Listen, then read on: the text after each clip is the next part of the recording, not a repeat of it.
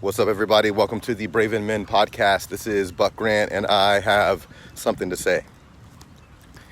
So I have a men's group that meets at my house once a week on Tuesdays, the Braven Men group. It's a new project of mine, and we train, we eat great food, and then we sit around and we talk about situations that men are dealing with. And one of our guys was saying that he had a problem controlling his anger. And essentially, he considered himself a big bomb with a really, really long fuse.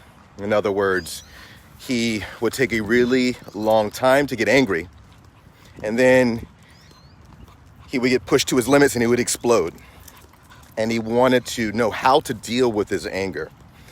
And so my response to that is, first of all, I at one point consider myself the same thing. Consider myself a big bomb with a really long fuse, a really mild temperament until pushed to the edge, and then I would explode in certain situations.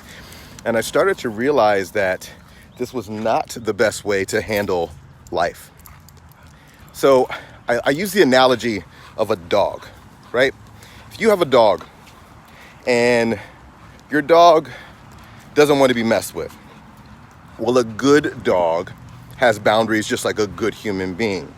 If it doesn't want to be messed with, it'll show its teeth a little bit. It'll snarl at you first. It'll give you a certain look. Its body language will give you certain indicators that it doesn't want to be messed with. My dog, for example, she is a sweetheart, Ava.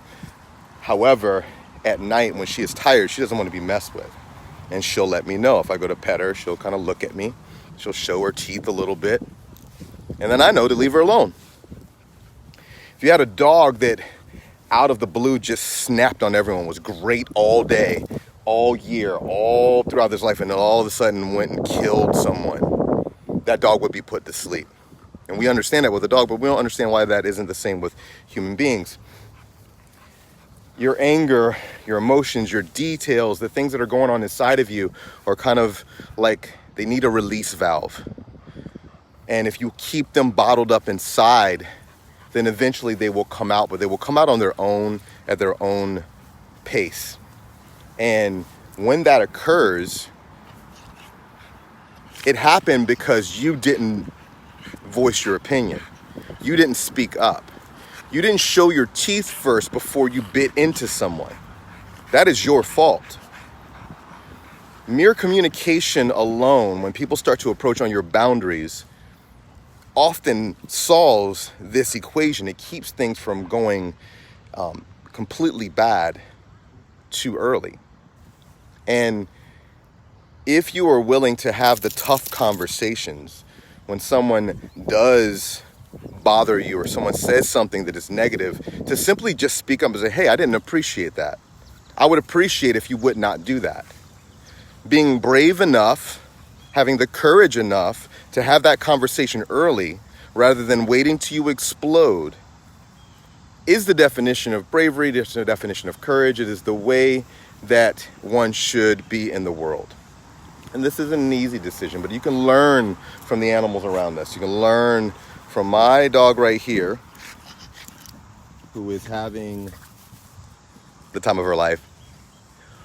You can learn to show your teeth. Showing your teeth does not make you an angry person. It just means that you set your boundaries early. And when you start to do that, you'll start to have a lot more freedom from your emotions. You'll have more govern over them instead of having them have govern over you. This is Buck Grant, always reminding you to be brave, to be bold, and to always choose courage. Have a great one, everyone.